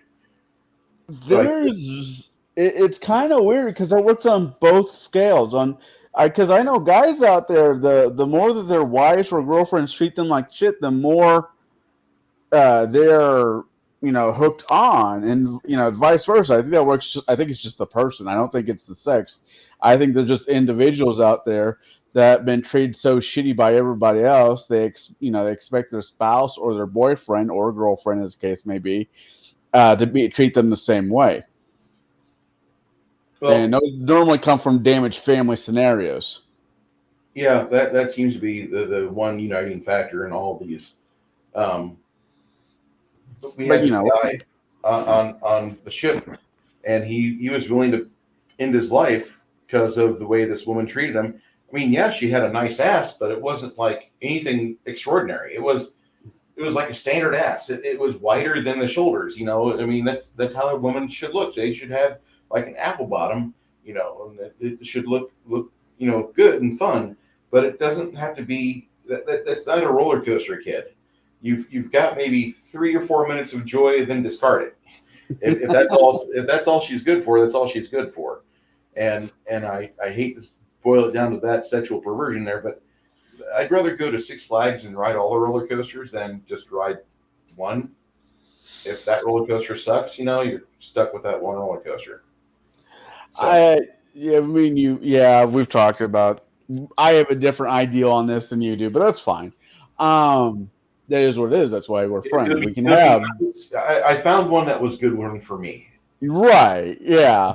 No, I think part of our friendship is we can disagree. We can argue about different sides of the road, but Yes. at the end of it, we come back as friends. I mean, and that's how everybody should treat everybody. It's okay not to get along with your buddies, as long as you know it's not a personal thing; it's a personality thing, and not everybody's going to fit perfectly with everybody else. And I just hate seeing, like, that's my main problem that I had with the Navy, was the fact that they gave people that I know a lot of money, and it ruined them, because you're getting like $2,000 a month for an E4, E5 in 1995, and like they're going to turn into one of 3 things: either going to be a musclehead, they're going to be an alcoholic, or they're going to go to fucking Vice. Back then, we didn't need a lot of money for rent. Maybe $800 a month, $600 a month. Yeah. And you could survive. You could survive pretty good on that. And shit. Nowadays, they've increased the scales a bit. You have all these people that, like, they're getting money for the first time. They're 18 or 20 years old, and they go fucking hog wild with it. And but we have in our society, we have a mentor problem. Not enough people mentor the younger and say, listen, here's how you prioritize what you spend your money on. And there's the issue where we don't do that enough, and we don't tell people the other thing, where, like, if you fuck up, it is okay for you to fuck up. Just don't fuck up again that same way. And right, we don't do that enough. I think that's the continue. Sorry. No, I was just going to say there's a lot of ways that you can fuck up things. The good thing is that you're fucking up because you're trying to do something. In the driving trades, if you're not getting lost, you haven't been dispatched. Right. You're not gonna know. I look at Google Maps. There's a tunnel 90% of the time on your route. When you get to that tunnel, you hope it's 13.6 or higher. If not, you've got to back your truck up and find another route. I've seen videos. No, I think my favorite videos are the can opener bridge. Oh yeah. Oh god, that one's scary. I've seen that a few times. But no, that's like going back to D&D. I don't mind making mistakes in your campaign as well. If that style of attack did not work, or that thought processing didn't work, because I get to learn. I get to mind, well, that didn't work. What am I going to try next time? It is an evolution of thought. And I don't know where we got off the train where this is evolutionary thought is a bad thing. We need everybody to fit into these square boxes and not think outside of them. But that's just, I don't know. I might be wrong, but that's how I see things. Well, critical thinking isn't rewarded. It should be. Oh yeah. It should be taught, and it should be rewarded quite heavily, but we don't do that, especially right now when you have a society that there's one group of people out there that are saying, do as we tell you and don't question us. And that really goes against my theory on how we can have a successful society, because I want people to think for themselves, to experiment, to figure out how they can fit their peg within society's whole. And that's, you can take that as you want, but we need to be able to have kids that are willing to fail. And that's if you're not willing to fail, you're not willing to try. Right. You have to put yourself out there and go for it. Like I wrote a book, you know, and take a page from Bob Ross's book. They are not mistakes or happy accidents. Exactly. I wrote a book when I was 34, 35, and I wasn't willing to wait for the editors that I had to bring back my information as to what I needed to fix. I just, all right, fine. They're not going to fucking edit it fast. I'm going to just fucking publish it. Fuck it. And I fucked up. And that's something I want to do. I want to finish reading the rest of that book for my quote unquote my internet audience. I'll have a playlist so you can listen to me talk about that, and you can check it out. It's Shift Elijah's Story, which is a really fun book in my opinion about a half orc that's in a cyberpunk-ish world. You might say it's like Shadowrun, but I'd say it's better than Shadowrun because I don't agree with a lot of the tenets that are expressed within various editions of Shadowrun. They have a very different mindset than what I like, and they don't seem to be open to new ideas at the where they were writing at FASA, which now is closed. They closed down because of financial instability. Surprise, surprise. And I wrote this book, and it was the second book, Elijah's Story, in my writing career. The first one was a book that happens right before it called Elijah's Story, or no, Election Weekend was the first book I wrote in the Shift series. And I wrote these two books kind of back to back from like the age of 33 to the age of 38. And I wrote Elijah's Story as a prequel, and I wanted it to be just something that was fun to read. And I think I achieved that with it. And some people take a sport with like, hey, look at the grammatical errors he makes, or look at the punctuation mistakes he makes, or whatever. But without putting that out there, without doing that, I would have never learned anything. Hey, Biggest Geekus. I would have never learned a thing about writing. I would have never learned about narrative theory and narrative beats. Gotcha. And I had to go out and I had to take this idea, which was flawed in execution, but it was a fun period of discovery. And if I would have gone to school to be a writer, I probably would not have published these books because I would have been told the entire time, hey, don't read these. Don't write these books because these aren't good enough to be read. And I'm like, excuse me, I've read some shit books from James Patterson. I've read some crappy books from Stephen King. Nobody has the authority to tell you not to read a book. It's your decision to pick it up at the store and buy it, or to pick it up online and get it, whatever. But when I was being told after I'd already published them, like, wait, you already published these? Why did you do that? Because these aren't good enough to read. I'm like, just because they've got grammatical errors doesn't mean they're failures as books. They might come off great as audibles. The thing that I'm worried about is the fact that I stopped writing. And I haven't written a book since Elijah's Story because I'm busy and, 24 hours in a day. And I do like miniature painting more than I like writing because this allows my brain to calm down. I don't know why, but it does. It's very nice, very cathartic. But I think the lessons that you have from me writing a pair of books in my 30s and learning a lot of narrative theories in that time, I think that I learned something, and it's changed my perspective on a lot of things.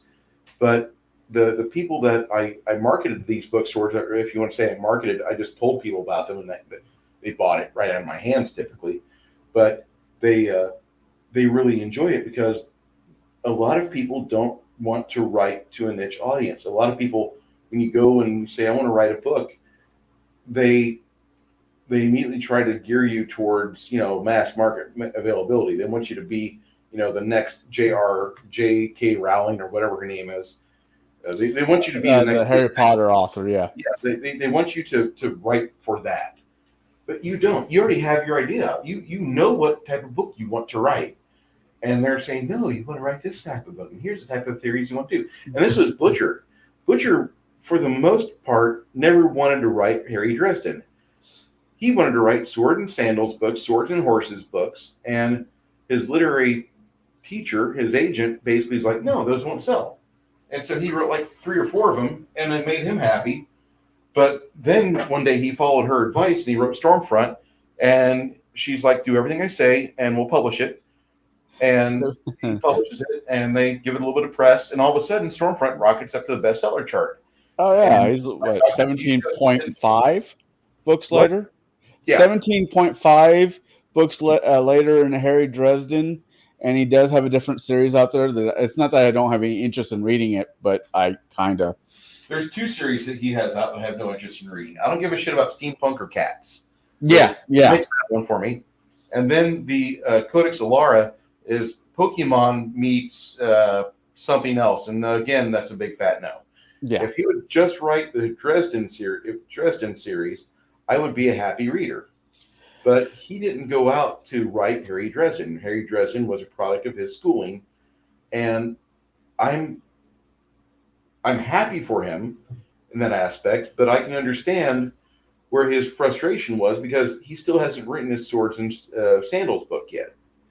And whenever he does that, I'm going to be a very happy reader because that's the book he wanted to write from the outset. As you put it, that's your heartbreaker? Yeah, that's the heartbreaker. Right. And I want to read his heartbreaker. I want to read the book that they said that wouldn't sell. It doesn't matter. There are movies out there that I watch, like The Sorcerer. William Friedkin made a really good movie, and there are other directors that are out there. They made their own movie that were really good, and when it gets time to being passed around Hollywood and marketed, studios are like, no, this won't sell. We won't publish it. We won't give it any money for adverts. It'll fly under the radar. And the movie that is very much like that is my favorite movie of all time, Big Trouble in Little China. And the entire time, Universal didn't know how to market it. They were like, what the fuck do we do with this? It's a Kurt Russell movie, but Kurt Russell sucks in it. It's John Carpenter. We got to fucking appease him. God damn it. Just put it in theaters with a $3 million advertising budget. Maybe it'll die a quiet death. Fuck no. That movie got recognized in the rental market, and nobody has stopped watching it since then. Now, granted, it flew under the radar for the longest time until Blockbuster got it. Remember Blockbuster, kids? Pepperidge Farm remembers.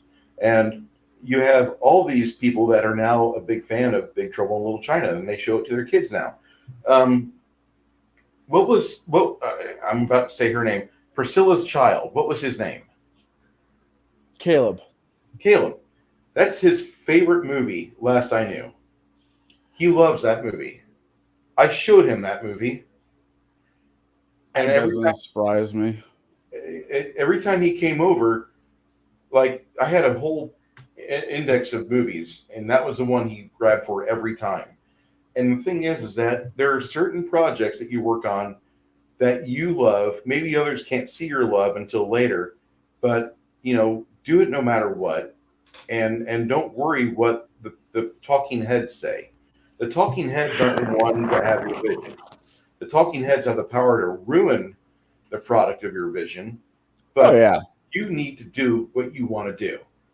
And my crew that I had around me in 2004 to 2009, actually 2006 to 2009, those people believed that I could write a book.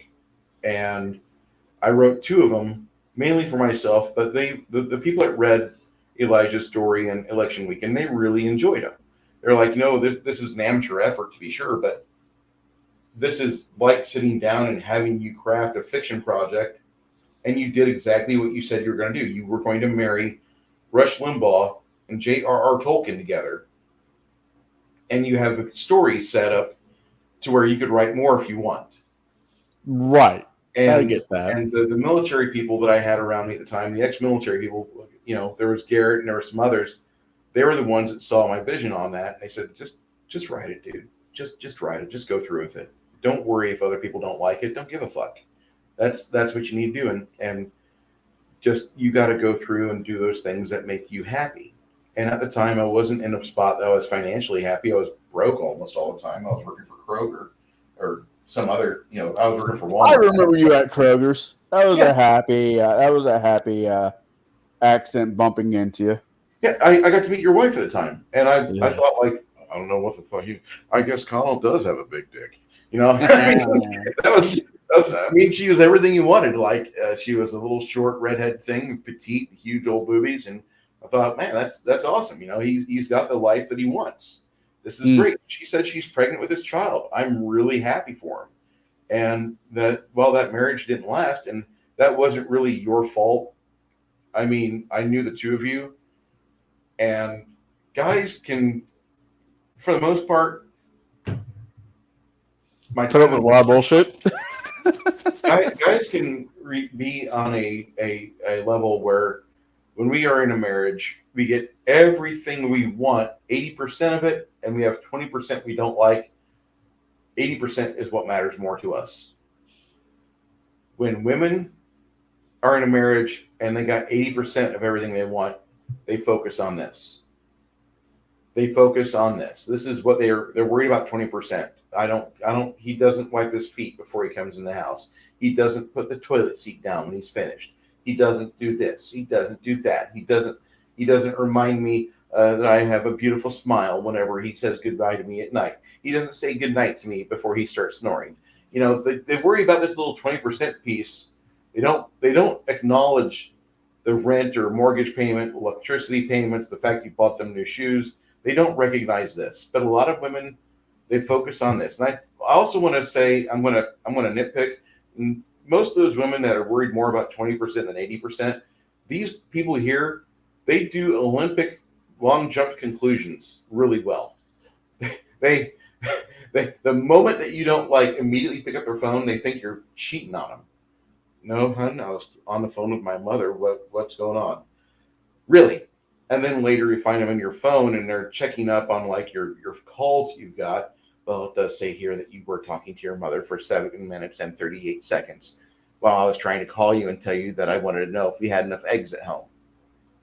Oh, you're worried about the eggs? Okay, no big deal. I'll get them before I come home tomorrow from work. No, it's fine. I didn't want to have them anyway. Go get the eggs. Go get the eggs. And continue to pay for Netflix because it has a bunch of shitty crime drama shows that will help reinforce their poor thinking. Oh, bad. Did I say that aloud? Okay. We're almost about ready to hit the 2-hour mark. Would you mind doing a I hope I've given you a small insight on yeah? what I gave for me. I would actually like to do a part 2 with you if you'd be available. Because there is the game room up in Washington, that era, and the era of you down in Texas, I would like to talk about a little bit more. Sure. I didn't realize you had certain part. I should have asked you before we were out of the green room. It's all right. Actually, my idea with you was basically just let you go. I'll ask the questions where I think there's a good part, and just let you talk because you do really good at this. You really do. You answered all the military questions I had, except for a few, but we'll get back to those. And you told your story. That's what I was interested in. But we only told like half of it. I want to talk about when we do this again. I would like to talk about the next half, which was Washington, in Tennessee, not Tennessee, in Texas, if you don't mind. Sure. And you know, that's funny because you say Tennessee. There's a lot of people that are here in Texas. Yeah. They have summer homes in Tennessee. Because of like right now we've had 20 days over 100 degrees. Yeah.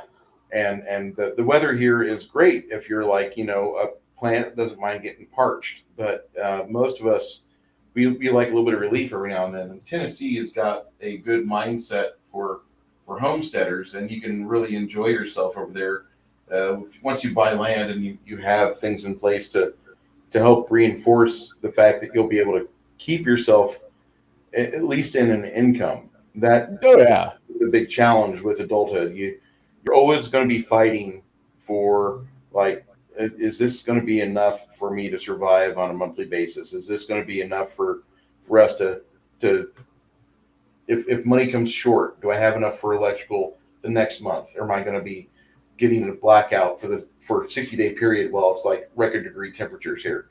And so the people that I know that have summer homes up in Tennessee, their diverse interests they have up there are really not too different than most Texans that come to move here, but they really focus on the fact that when you're in Tennessee, you're not running your heat nearly as hard. You've got more opportunities for rain.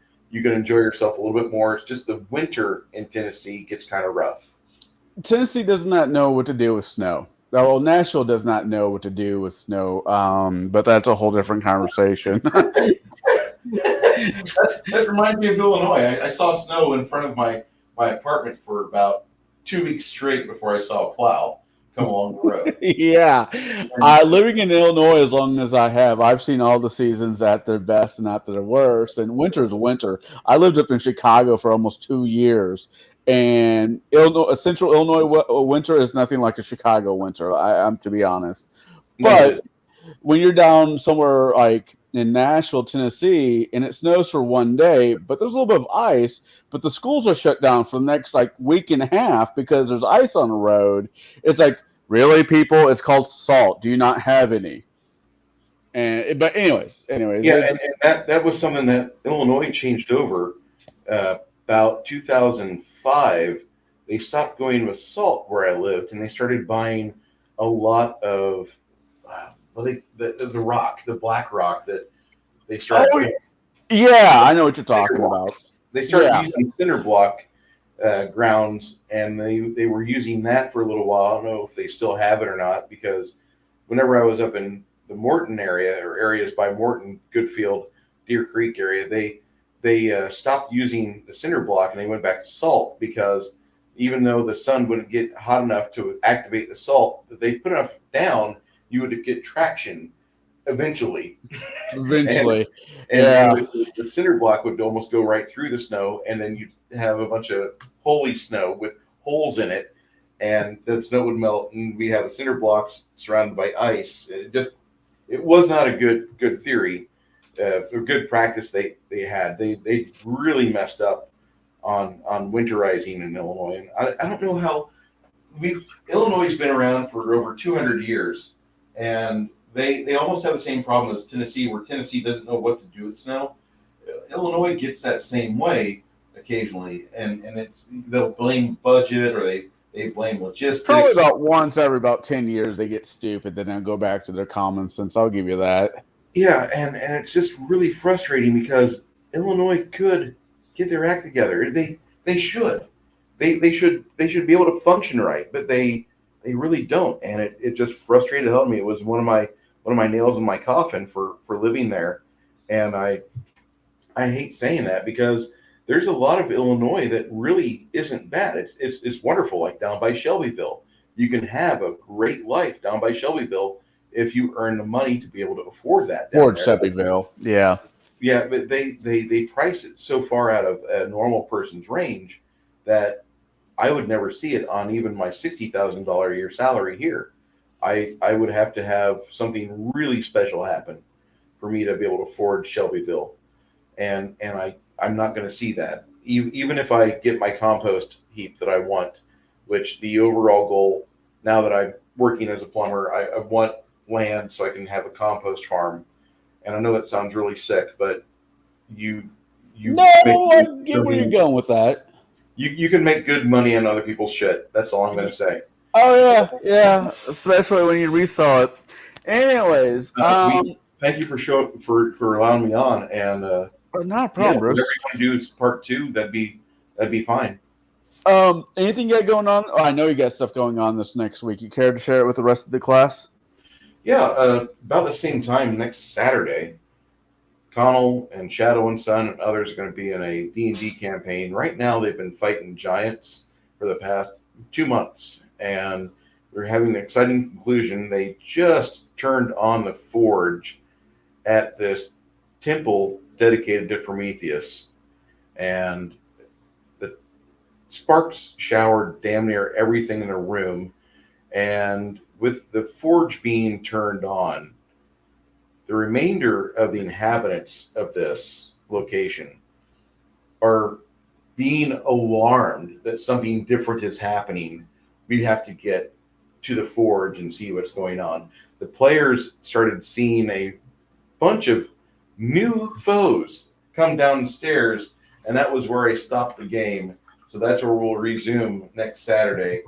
If you like me a lot, I do say that me and Janet are reviewing a movie called Real Men, and we will be discussing that Monday night about 7:30 in the evening Central Standard Time, and then I will be on again Thursday night for Table Breakers. Looking forward to that as we're still delving into encounter theory and other aspects about the game, which really we're discovering more and more is more about just having a proper challenge for your players, and not proper challenge to where it's mathematically a challenge, but giving the players a good time. That's the main way that we're finding that out. Um, and I don't expect everybody to learn a great volume on our Thursday night chats, but I know there's going to be at least one time that somebody talks and somebody else is going to say, "I get that. I just get that. You just fixed that for me." And that's kind of what we want to do with our Table Breakers discussions, because we do more deep dives on the ins and outs of tabletop gaming. We do focus a lot on Dungeons and Dragons of various iterations from edition 0 to edition 5 and the things between. So I do hope to see you guys there for that. But our my big event is going to be next Saturday, when I get a chance to put all my miniatures on a table and scare the hell out of my players, which I'm looking very much forward to. And I can't wait. I cannot wait for that. I might even do a custom battle mat for that. I know that sounds really lame, but I'm thinking That's pretty cool. But I'm kind of old school that way, though. I appreciate having you in the game because it's a lot of fun. I mean, I had you playing the game with us. For those of you without a sense of history with me and Connell, he used to be in my game group in Washington. He was hinting at it, and there was a special video that I'll have to find the link for it very quickly. But there's a special video that he was a part of where we had another player at the table that kind of irritated the hell out of us, and Connell was instrumental in fixing this situation. How to remove dead weight and bring Connell into your game. Yeah, it worked out really well for us. I know it sounds really lame, but I'm a dick. yeah, it worked out so well. And what is that? Russell's last game with Andy, or Andy's last game with Russell? Yeah. I think it has like 700 or I don't know how many. Has a lot of views to it, like 179 or something like that. Yeah, and it was a chunky amount of. Let me see. You guys got like almost into book 3 or 4, and I would have loved to actually. Yep, here it is. Son of a bitch. Yeah, I've grown up a lot since then. That's my only. You did well. You really did, and you triggered him so hard that he tried expressing his frustration, and it didn't work well for him. It really did not, and I feel sorry for him. I think he could probably, if he grew as an adult, if he learned how to deal with people, his life would be a lot easier. He's still the same guy I saw him a couple weeks ago. Hasn't changed a bit. I'm sorry to hear that, dude. It's not my problem. I don't deal with them. No, it's not. We're here 2 hours and 3 minutes. I'll let you to wrap up, and I thank you again for bringing me on for this conversation. I like talking to you. You're a good friend of mine. I mean, we don't agree on everything, but if you want to know about fracking, I could tell you about it because I've been there. I've been in the there it is. and I've seen a lot of the inner workings of it. I've been on both front end and back end of it. Yeah. I can tell you all sorts of things that go on those sites because, I mean, I worked on those for about 7 years. And petroleum industry is not a really good keeper of secrets. And so, I mean, you can find a lot of stuff out just by YouTube searches and everything else. But I love fracking because you can go to one frack site, and because of directional drilling, you can access up to like 32 zones, which means you can hit about 1,200 acres up and down on this pipe for Oh, various wow. depths and such. So it's easier to frack. It's better to frack. You don't dirty up the environment nearly as much. You just have the problem they used to have, or issue they used to have, is the diesel fuel emissions. Well, there's a company out there for Universal. Universal Pumping is a good local company here, not local, but they're a global company. I'm assuming, but we have a branch of theirs, and they have what's called a silent fleet, which you turn on their equipment, and instead of it being diesel powered, it's all electric. They frack with electricity, and so they can get things set up, and you can actually walk around on site without having the plugs on. You won't know unless you look at the machinery. You watch the plungers. You're not going to see. You're not going to hear all this stuff rumbling. It's there. It's working. You'll feel the ground shaking right next to the trailers where everything's at. But it's a very quiet fleet, and they call it the quiet frackers. And these guys, it's almost whisper soft. Their equipment is very well done. They just need to be more forthcoming on their maintenance schedules so they can keep their equipment in tip-top shape. That's the biggest problem in the oil field.